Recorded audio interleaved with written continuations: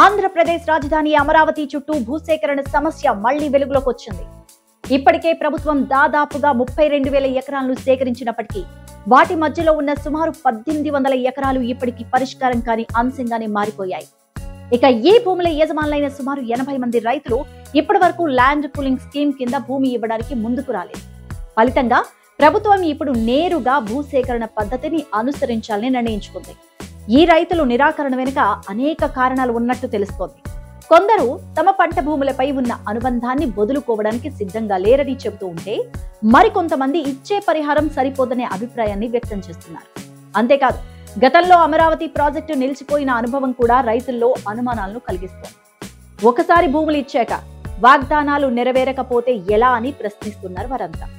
ప్రభుత్వం మాత్రం రాజధాని నిర్మాణం కోసం ఈ భూములు అత్యంత అవసరమని స్పష్టం చేస్తోంది. ఎందుకంటే ప్రధాన రహదారులు కానీ, కార్యాలయాలు కానీ, మౌలిక వస్తువులు కానీ ఏర్పాటు కావడానికి ఈ 1,800 ఎకరాలు కీలకంగా మారాయి. ఇక రాజకీయ కోణంలో కూడా ఈ సమస్యకు ప్రాధాన్యత పెరిగింది.